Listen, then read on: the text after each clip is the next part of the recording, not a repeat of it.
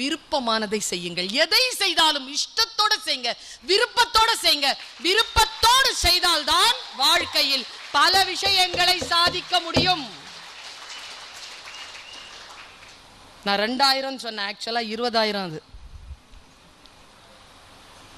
நான் பேசினால் என் குழந்தைகளே உங்களை போன்றவர்களை உற்சாகப்படுத்த முடியும், அது என் பலம்.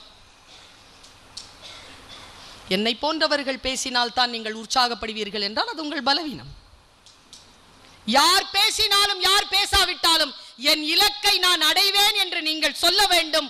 எனக்கு வேலையே இல்லாமல் போனாலும் பரவாயில்லை, நீங்கள் வாழ்க்கையில் உயர வேண்டும் என்பதற்காகத்தான் என் பயணம் தொடர்ந்து கொண்டிருக்கிறது. விருப்பமானதை செய்யுங்க. எதை செய்தாலும் சொன்னாங்க இந்த 3 மாசம் மட்டும் கஷ்டப்பட்டுடு. எதுக்கு?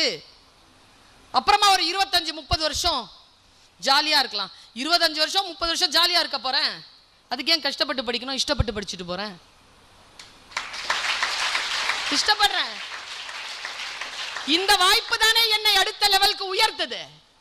நான் ஒரு விஷயம் சொல்றேன் குழந்தைகளே, உங்களுடைய வாழ்க்கை உங்கள் கையில். இந்த பர்வீன் சுல்தானா எனும் தாய் உனக்கு ஒற்றை வாசகத்தை உன் டைரியில் இன்றைக்கு எழுதி வைத்துக் கொள்வதற்கு சொல்லுகிறேன்.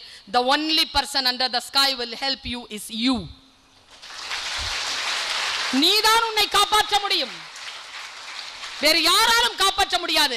சென்ற ஆண்டு நான் 18ஆம் வருடம் வந்த பொழுது நான் சொன்னேன், நெப்போலியன், நீச்சலே தெரியாத நெப்போலியன் தன் டைரியில் எழுதி வைத்த குறிப்பு என்ன தெரியுமா? நான் சுறாக்கள் இல்லாத ஆழ்கடலில் நீச்சல் பழகுவதில்லை.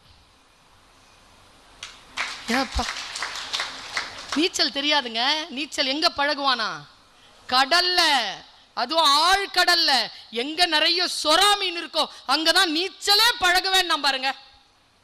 ஆமா, மாவீரன்.